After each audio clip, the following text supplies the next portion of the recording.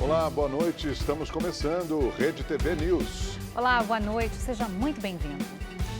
Ministro da Economia, Paulo Guedes, nega que o governo queira dar um calote no pagamento de dívidas decorrentes de sentenças judiciais. Guedes propõe usar recursos da privatização de estatais para pagar os precatórios. E você vai ver também.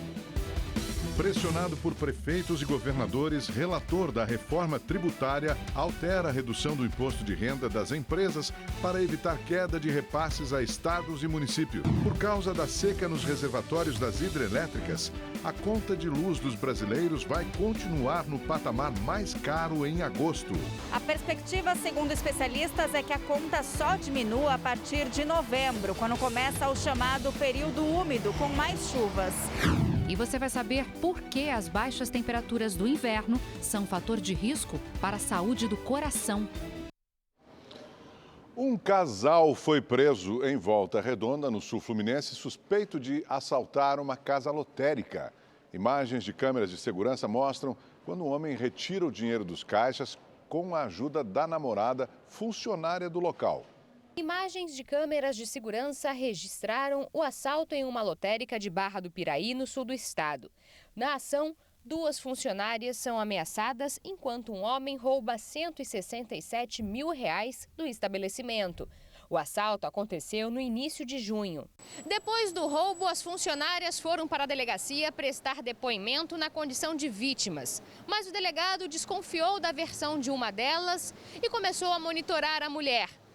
Durante as investigações, a polícia descobriu que a funcionária e o assaltante eram namorados e planejaram o roubo. Com o dinheiro do assalto, o casal passou a viver uma vida luxuosa, com direito a viagens e restaurantes caros. Também ostentaram comprando relógios e até um carro. Todos esses bens foram apreendidos pela Polícia Civil na data de hoje. E também estava na posse da arma de fogo utilizada no crime, uma arma de fogo com numeração raspada. Agora o casal vai responder pelo crime de roubo e está sujeito a uma pena de até 15 anos de prisão. De acordo com a polícia, eles chegaram a se hospedar em um hotel 5 estrelas no Leblon, zona sul do Rio, onde a diária custa R$ 1.500. O casal, identificado como Maiane de Paula, de 25 anos, e Fabrício, de 35, foi preso na manhã de hoje. Com o criminoso, a polícia ainda apreendeu a arma utilizada no assalto. Na delegacia, a mulher confessou o crime. O delegado agora apura se mais pessoas estão envolvidas na ação. Ele já sabe que a outra funcionária que aparece nas imagens não tem envolvimento com o crime. O Departamento de Homicídios da Polícia Civil realizou hoje uma das maiores operações contra o crime organizado em Porto Alegre e na região metropolitana. Entre os presos está um vereador da região. A organização era dividida por hierarquia. O primeiro núcleo era responsável por crimes violentos e tráfico de drogas. Outro atuava em jogos de azar. E havia ainda um terceiro núcleo, político. O líder deste último é o vereador de Cachoeirinha, Juca Soares, do PSD, que já está preso. Hoje, nós conseguimos estancar o princípio de uma expansão perigosa desta organização criminosa. As 22 prisões realizadas hoje fazem parte da terceira fase da Operação Cidade de Deus. 18 suspeitos já estavam detidos em penitenciárias e outros 4 foram presos nesta terça-feira. Foi na segunda fase da operação, em março, que a polícia prendeu um dos líderes mais influentes da organização criminosa, o Zé Pequeno. Ele é irmão do vereador Juca e seria um dos principais responsáveis por introduzir o parlamentar no meio político. O vereador recebia a mesada da quadrilha e teria tido ajuda para ameaçar rivais na política. A polícia não acredita na participação de outros parlamentares envolvidos. O líder do tráfico de drogas segue foragido. Nós não conseguimos contato com a defesa do vereador José Francisco Soares da Silva. A polícia divulgou que o helicóptero que caiu no último domingo na região do Pantanal, no Mato Grosso, com 300 quilos de cocaína, pertence a um policial civil do Distrito Federal e está com autorização de voo vencida desde 2017. O agente informou que vendeu a aeronave em maio deste ano. O piloto e o passageiro foram presos. O caso é investigado pela Polícia Federal. Uma nova testemunha da morte do MC Kevin deve ser chamada para prestar depoimento sobre o que viu na noite em que o cantor caiu da varanda de um hotel em maio, no Rio de Janeiro. Hoje, a mulher de MC Kevin prestou um novo depoimento. O repórter Rodrigo Assiste tem agora as informações ao vivo, direto do Rio de Janeiro. Boa noite, Rodrigo. Boa noite, Augusto. Boa noite, Milena. Boa noite a você de casa. Nós falamos ao vivo aqui em frente à sede da 16ª DP, na Barra da Tijuca, na zona oeste da cidade, onde durante boa parte da tarde de hoje, a viúva de MC Kevin esteve prestando novas declarações. Ela também veio em busca de novas informações, depois que foram divulgadas aí as novas declarações dadas por Bianca Domingues, a acompanhante de luxo que estava junto com MC Kevin e MC VK quando tudo aconteceu. O cantor morreu em 16 de maio, depois que caiu da varanda de um hotel localizado aqui na Barra da Tijuca. Um novo personagem, Augusto, surgiu nessa história, o cantor português Jimmy. Ele que estava hospedado no hotel ao lado onde Kevin estava com o amigo, conseguiu ver o momento em que o cantor mantinha relações sexuais pela varanda. A Deolane deixou aqui a sede da 16ª DP há cerca de 35 minutos e está de volta para São Paulo. Do Rio de Janeiro, Rodrigo Assis para o Rede TV News. Obrigada, Rodrigo. O ministro da Saúde, Marcelo Queiroga, esteve hoje no Complexo da Maré, onde mais de 33 mil pessoas foram imunizadas. O conjunto de favelas na zona norte do Rio de Janeiro participa de um projeto de vacinação em massa.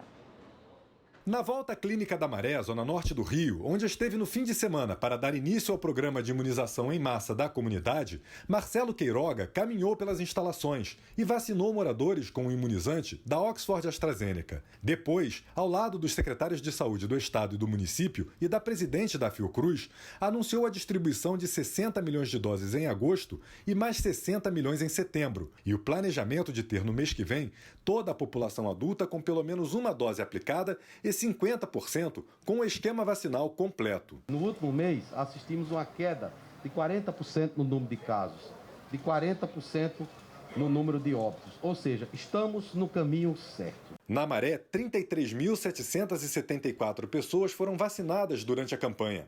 Segundo a Secretaria Municipal de Saúde, a meta foi atingida para a realização de um estudo em parceria com a Fiocruz, que vai além da efetividade do imunizante e que pretende analisar a dinâmica da Covid e o impacto da vacinação em comunidades. Marcelo Queiroga também manifestou confiança nas vacinas para conter as variantes de preocupação, especialmente a Delta, mais contagiosa e agressiva. Em outros países, a nova cepa foi a responsável pelo recuo na flexibilização de medidas de restrição. Todas as variantes, elas são motivos de interesse das autoridades sanitárias e nós acompanhamos, não só essa gama que tanto problema trouxe para o nosso sistema de saúde, como a Delta. Então, os sistemas de saúde que são mais consolidados do que o nosso, a exemplo do sistema de saúde inglês, não conseguiu conter a propagação comunitária da variante Delta. Os Estados Unidos também enfrentam problema. Por outro lado, nós estamos assistindo que esses problemas acontecem sobretudo naqueles que não estão vacinados. As nossas vacinas funcionam. Também presente no evento, o ministro do Turismo, Gilson Machado, afirmou que com a vacinação, a retomada econômica será mais rápida, principalmente no Rio de Janeiro, onde o setor é fundamental para a economia. O Brasil, o Rio de Janeiro, um local turístico, um local que depois, no período pós-pandemia, vai ser um dos maiores motores da economia. Quando se fala em turismo na América Latina, a primeira imagem que vem é do Cristo Redentor, do Rio de Janeiro, que tem vocação de gastronomia, de sol e praia, enfim. Então, a gente está aqui também para estimular o turismo. Agora, sem saúde, não há turismo. Uma pesquisa apontou queda na ocupação de leitos de UTI nos hospitais privados do estado de São Paulo. Vamos conversar com o repórter Guilherme Lopes, que explica para a gente esses números. Guilherme, qual é o tamanho dessa redução, hein? Boa noite. Olá, Augusto, Milena, boa noite a vocês, a todos ligados com a gente. Olha, Augusto, é uma redução expressiva, viu? Principalmente se a gente levar em consideração que a pesquisa divulgada em maio pelo sindicato apontava que a maioria dos hospitais particulares do estado de São Paulo tinha uma taxa de ocupação nos leitos de UTI acima de 80%. Esses números demonstram que a pressão sobre o sistema hospitalar tem reduzido, impactados principalmente pelo número de internações. A gente preparou um quadro e você pode acompanhar comigo aqui ao lado. Atualmente, apenas 2% dos hospitais mantêm uma taxa de ocupação nos leitos de UTI acima de 80%. 33% desses hospitais têm uma taxa entre 71% e 80%. E 42%, portanto, a maioria, mantém uma ocupação nos leitos de UTI entre 51% e 70%. Nessa pesquisa, o sindicato também perguntou aos hospitais qual que é a situação dos estoques, tanto de medicamentos quanto de oxigênio. E os hospitais disseram que os estoques são satisfatórios, um indicativo da melhora do sistema como um todo. 66 hospitais foram pesquisados, hospitais privados do estado de São Paulo, e a maioria está no interior do estado. Esses números também demonstram a redução de novos casos. O Ministério da Saúde, por exemplo, divulgou hoje que, em relação às últimas 2 semanas, tem registrado o menor número de novos casos de Covid-19. O número de mortes também caiu, levando em consideração a média móvel, registrando o menor patamar desde janeiro de 2021. Agora, hoje, aqui na cidade de São Paulo, a Prefeitura fez uma coletiva para falar sobre as medidas adotadas contra a Covid-19 desde março deste ano. Falou das internações e também da queda do número de internações nos leitos de enfermaria e UTI.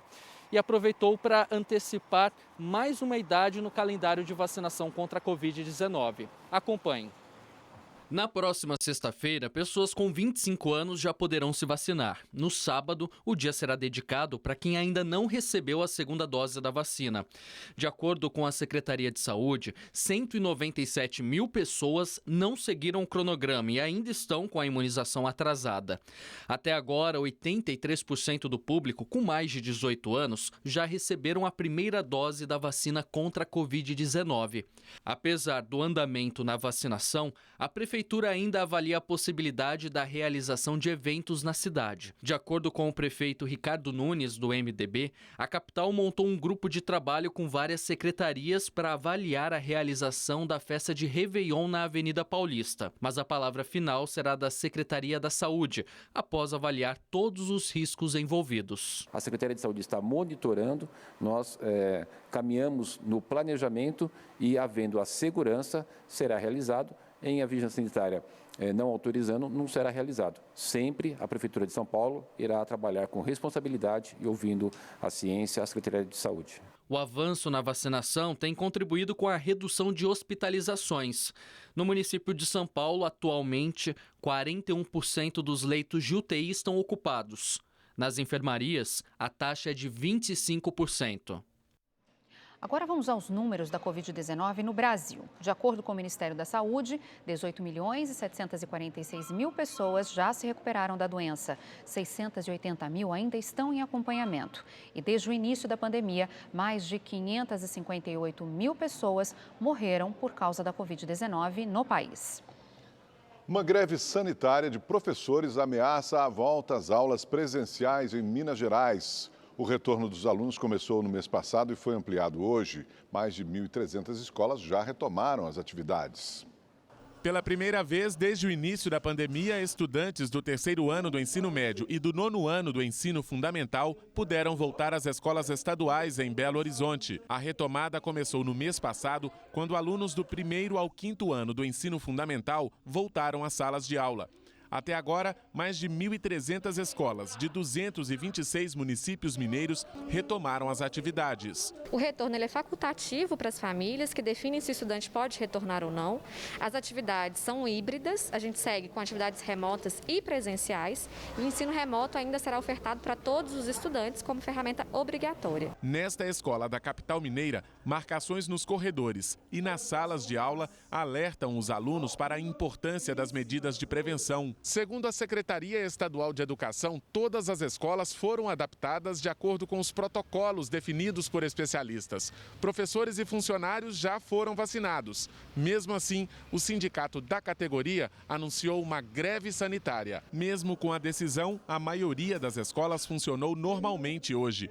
O índice de adesão à greve não foi informado. Nesse momento de pandemia, o risco é a aglomeração, né? Uma escola que tem por natureza reunir as pessoas, o que não é possível com segurança nesse momento. Nas últimas 24 horas, Minas Gerais registrou o menor número de testes positivos para a Covid desde o dia 7 de maio do ano passado. Foram 168 casos confirmados.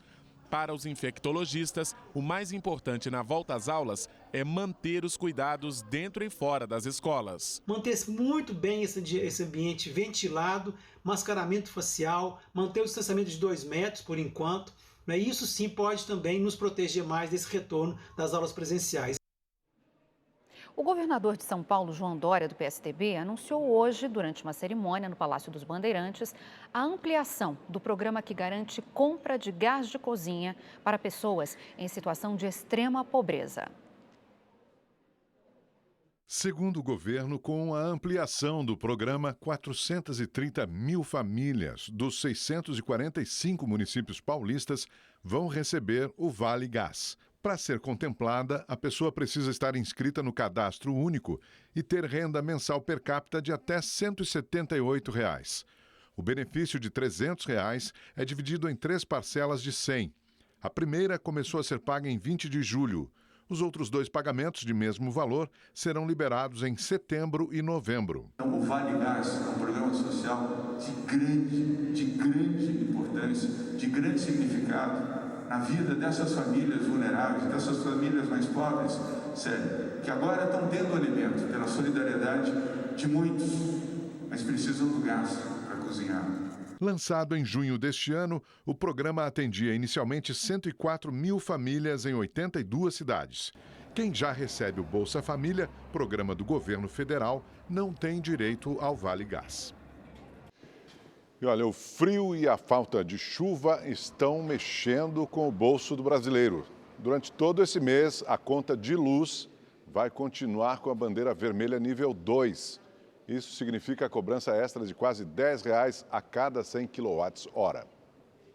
Cristina viu a conta subir ao mesmo tempo em que o consumo de energia caiu na casa dela.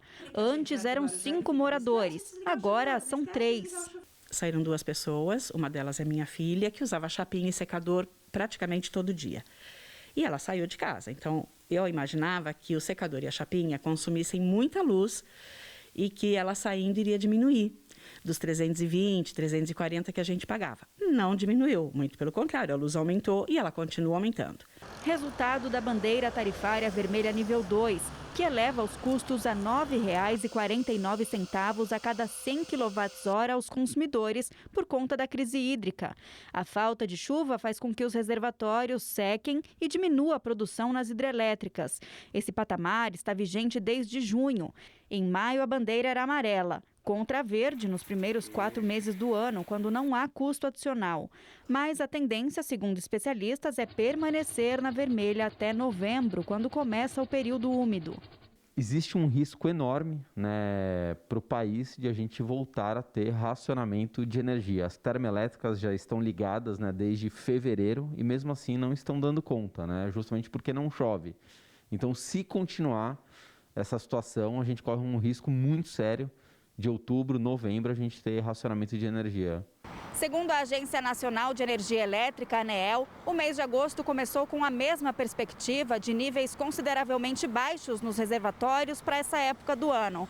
Com isso, foi preciso acionar ao máximo os recursos termoelétricos, aumentando o custo da energia a curto prazo. A recomendação é que os consumidores façam uso consciente, evitando desperdícios, como, por exemplo, dar preferência à luz natural ou lâmpadas mais econômicas, tomar banhos mais curtos, retirar retirar os aparelhos eletrônicos das tomadas quando não utilizados com frequência, regular a temperatura interna da geladeira e diminuir o uso do ar-condicionado.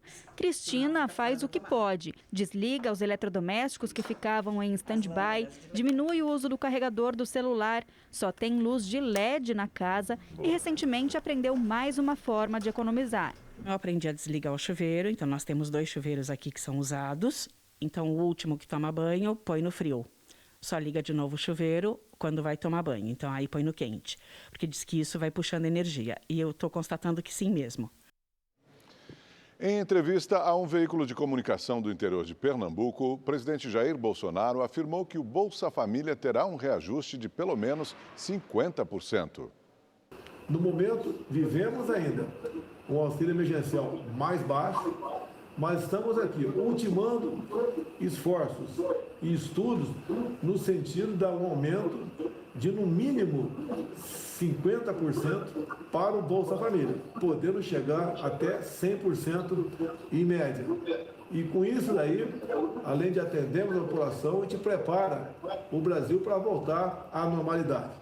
Com o processo de vacinação bastante avançado, eu creio que daqui a poucas semanas o governo federal pode recomendar, já que a decisão, no final, cabe a governadores e prefeitos, segundo o Supremo Tribunal Federal, mas recomendar o afrouxamento de certas medidas protetivas para que o Brasil, sim, volte à normalidade. É isso que nós desejamos e dessa forma que nós trabalhamos aqui em Brasília. E o ministro da Economia, Paulo Guedes, negou que a proposta de emenda à Constituição que altera as regras para o pagamento de precatórios seja uma forma de dar calote. Guedes também defendeu a criação de um fundo com recursos da privatização das estatais para acelerar o pagamento das sentenças judiciais. As declarações foram dadas durante um seminário online. Não haverá calote, é a primeira afirmação, né? Não haverá calote. Segundo, os mais vulneráveis serão inteiramente preservados. Todo mundo tiver precatório até 66 mil, recebe instantaneamente, não muda nada. Terceiro, os superprecatórios. Superprecatórios são superiores a 66 milhões.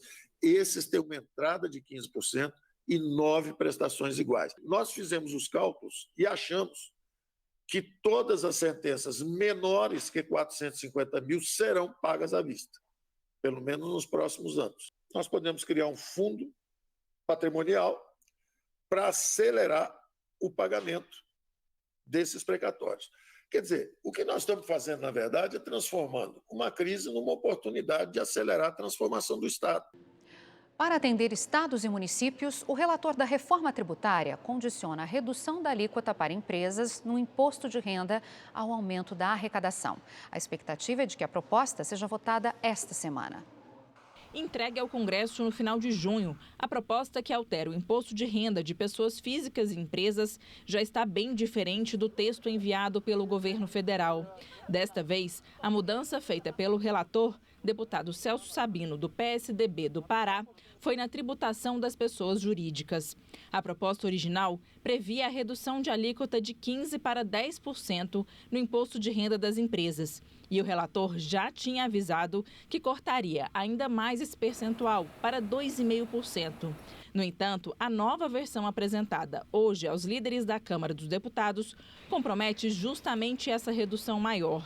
Agora, o texto fixa a alíquota em 7,5% para 2022 e prevê um gatilho. Caso a arrecadação até outubro deste ano apresente um aumento igual à inflação acumulada entre outubro de 2018 e 2019, haverá uma redução de mais 2,5 pontos percentuais na alíquota, chegando a 5%. Para 2023, o gatilho continua o mesmo e, se atingido, o imposto de renda chegaria ao patamar de 2,5%, prometido inicialmente pelo relator. A alteração é uma tentativa de amenizar as reclamações de governadores e prefeitos, que temem a diminuição da arrecadação do imposto de renda e, logo, a redução dos recursos repassados pela União para os fundos dos estados e municípios. É fazer com que não haja perca, que a reforma seja neutra, que se afaste essas versões de que os estados e municípios terão prejuízo, porque não terão, né? A arrecadação ela está garantida, só esse ano são mais de 200 bilhões de reais a mais do que o previsto. E nós teremos crescimento de 6%, nós teremos crescimento ano que vem, e nós colocamos gatilhos suficientes para garantir que, se a correção da arrecadação não for feita de acordo com a inflação, nós não aplicaremos alguns percentuais da redução do imposto de renda da pessoa jurídica. Em nota, o Concefaz, comitê que reúne todos os secretários de Fazenda do país, alegou que a proposta gera perdas na ordem de 26 bilhões de reais, o que concentra mais recursos públicos na União e sujeita estados e municípios a um desequilíbrio fiscal insustentável. A informação que o relator passou era que alguns secretários da Fazenda estavam querendo avançar para submeter ao desconto a um crescimento acima do PIB. Aí é alguma coisa surreal. Então nós vamos para a realidade. Ninguém quer perder, mas ninguém vai ter o compromisso de gerar mais renda, além do que já recebe. Na tentativa de garantir mais arrecadação, o relator ainda promete aumentar de 4% para 5,5% a alíquota a ser cobrada de empresas mineradoras. Ele também vai dar incentivos fiscais para pessoas que têm bens no exterior declararem os lucros aqui no Brasil no ano que vem. Não vai precisar trazer para o Brasil, vai poder continuar lá fora. E vai pagar 6%, só é uma repatriação do lucro, vamos dizer assim. Só que mesmo assim o lucro pode continuar lá fora. E vai pagar sobre o lucro que teve lá fora 6%. A CPI da Covid no Senado retomou os trabalhos depois do recesso de 15 dias. O reverendo Hamilton Gomes, que supostamente teria negociado vacinas com uma fabricante, foi ouvido hoje pela comissão. Depois do recesso, a Comissão Parlamentar de Inquérito da Covid-19 voltou hoje aos trabalhos em sessão destinada a ouvir o reverendo Hamilton Gomes de Paula. A CPI quer saber se ele, supostamente, teria intermediado as negociações com a Davat Medical Supply, empresa representante que ofertou doses da vacina Covaxin ao governo federal.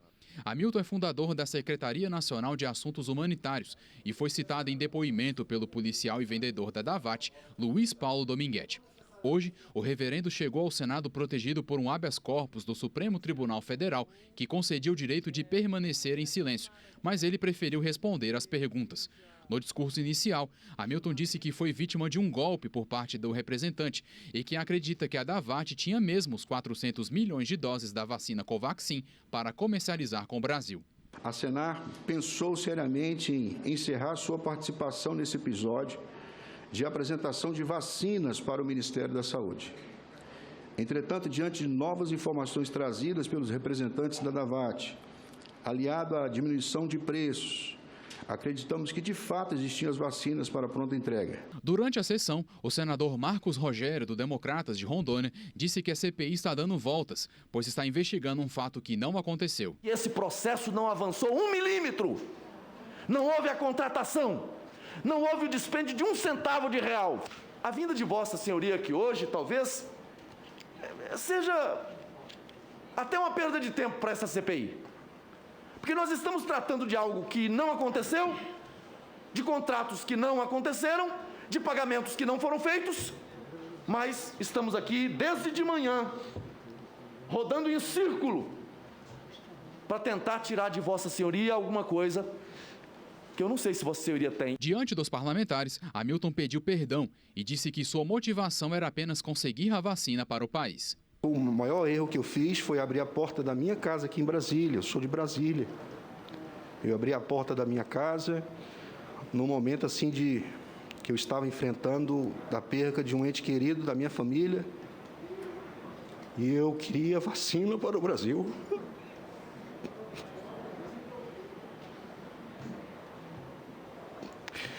Eu me sinto, tenho culpa, sim, e esse erro que eu cometi foi um erro que, se pudesse voltar atrás, eu voltaria. Eu peço perdão a todos os senadores, a todos os deputados. Um recurso do Twitter foi desativado hoje e os tuiteiros fizeram uma homenagem diferente para aproveitar os últimos dias da ferramenta, o que rendeu vários memes entre os internautas. E quem explica essa história melhor para a gente é a Ana Martins, do portal da Rede TV. Olá, Ana, boa noite, seja muito bem-vinda. Conte tudo. Boa noite, Milena. Boa noite, Augusto, e a todos que nos acompanham. Bom, o que aconteceu foi o seguinte. Com o anúncio do fim dos flits, que eram postagens que somem depois de algumas horas, os usuários do Twitter decidiram se despedir de uma maneira bem ousada. Desde domingo, anônimos e famosos realizaram postagens de fotos em momentos bem à vontade e isso movimentou a rede social. O Flits era um recurso semelhante aos stories do Instagram e foi implantado no Twitter no ano passado. Porém, os usuários não usaram muito esse recurso e esse teria sido o principal motivo pela remoção, de acordo com um comunicado feito no mês passado pelo vice-presidente do Twitter. O fato é que essa despedida bem diferente movimentou as redes sociais e foi o principal assunto do Twitter nos últimos dias. Quer saber mais? É só acessar o portal da Rede TV. Milena, Augusto. As doenças cardiovasculares são a principal causa de morte no mundo. No Brasil, cerca de 300 mil pessoas morrem por ano por complicações no coração. E você sabia que nessa época do ano, o frio aumenta o risco de infarto em média 30%? Por causa da pandemia, o Carlos deixou de ir ao hospital e acabou infartando em dezembro, pouco antes do Natal. A sorte é que os procedimentos foram bem-sucedidos e ele logo voltou para casa, com novos hábitos. Eu comecei a controlar bastante a alimentação, isso foi muito importante. E atividade física, 3 vezes por semana, no começo caminhada. A rotina de exercícios não mudou, mesmo no frio. No inverno, a única coisa é que você muda um pouco o horário, né? Se está muito frio de manhã, você vai perto da hora do almoço, mas que é fundamental participar ativamente dessas atividades, porque isso ajuda muito na recuperação. Mas nem todos são assim. No inverno, as pessoas relaxam com as atividades físicas e abusam de alimentos mais calóricos. Eu como bastante no frio. O senhor sabia que no inverno o risco de infarto é maior? Sei porque eu já perdi companheiros assim, justamente no inverno. As doenças cardiovasculares provocam a morte de mais de 300 mil pessoas por ano no Brasil, segundo a Organização Mundial da Saúde. Com as baixas temperaturas, principalmente em quedas bruscas, como aconteceu nos últimos dias, o risco de infarto aumenta em média 30%.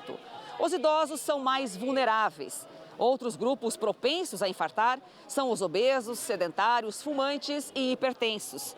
O frio exige mais do coração. Basicamente depende de um aumento do trabalho do coração nessa época para manter a temperatura do corpo. Nessa mesma circunstância, há um aumento da coagulação do sangue. Então o sangue coagula mais rápido. E coincidem também com infecções viróticas que aumentam a sua incidência na época do inverno e essas infecções também aumentam a incidência dos infartos. Os principais sintomas são desconforto na região do peito, braço esquerdo e costas, dor de estômago, mal-estar, enjoos e tontura. Os especialistas alertam: os cuidados devem ser redobrados nesse período para aquecer o coração. A recomendação básica é evitar exposição ao frio, se proteger. E também evitar a exposição ao choque térmico, a saída de uma temperatura quente, quando você está dentro de casa, e sai diretamente no frio. O choque térmico também aumenta esse fenômeno. Vamos saber então como fica o tempo em todo o Brasil, a previsão com Igor Silveira. Boa noite, Igor. Boa noite, Augusto. Boa noite, Milena. Boa noite para você que está em casa. Olha só, quarta-feira vai ser um dia claro em grande parte do Brasil, mas ainda chove em pontos da região norte e também do nordeste, como a gente vê aqui no mapa. Agora, no sul, as madrugadas continuam frias, então não é hora de guardar o cobertor. Pela manhã ainda deve gear, depois o sol aparece, mas não esquenta muito. Em Curitiba, o céu fica com poucas nuvens, amanhã começa com temperaturas baixas e à tarde os termômetros não passam dos 17 graus, como a gente vê aqui na tela. No sudeste, as nuvens ficam carregadas em Minas Gerais, no Espírito Santo pode ter uma chuva fraca e isolada. No Rio de Janeiro, esquenta um pouco mais que hoje, mas não tem previsão de chuva. Já em São Paulo, a frente fria começa a perder força e até o final de semana as tardes ficam mais agradáveis. Olha só que notícia boa. No sábado, por exemplo, a máxima pode chegar a 24 graus. No Nordeste, o sol aparece pela manhã, depois o dia fica nublado e à tarde chove em alguns pontos do litoral que vai desde o Rio Grande do Norte até o sul da Bahia. No centro-oeste, nada muda, o tempo continua abafado e em Campo Grande, a máxima amanhã pode chegar aos 29 graus. Bom, para saber mais sobre a previsão do tempo na sua cidade, é só entrar no site da Rede TV. Eu fico por aqui, uma ótima noite e até mais. Estamos de volta agora para falar de esporte. Na zona de rebaixamento da Série B do Campeonato Brasileiro, o Cruzeiro anunciou hoje o novo técnico. É um velho conhecido da torcida. Vanderlei Luxemburgo assinou contrato até o final de 2022. O técnico vai para a terceira passagem dele no clube. Na Toca da Raposa, Luxemburgo conquistou o Campeonato Mineiro, a Copa do Brasil e o Brasileirão de 2003. Olha, com o fim de mais um dia de competições, vamos ver então como está o quadro de medalhas. Os chineses seguem em primeiro lugar com 69, sendo 32 de ouro. Em segundo, os Estados Unidos. Em terceiro, o país sede Japão. A Austrália e o Comitê Olímpico Russo completam os 5 primeiros do ranking. E com 4 pódios conquistados hoje, o Brasil mantém a 18ª colocação, com 3 medalhas de ouro, 3 de prata e 8 de bronze. Já são 14 no total.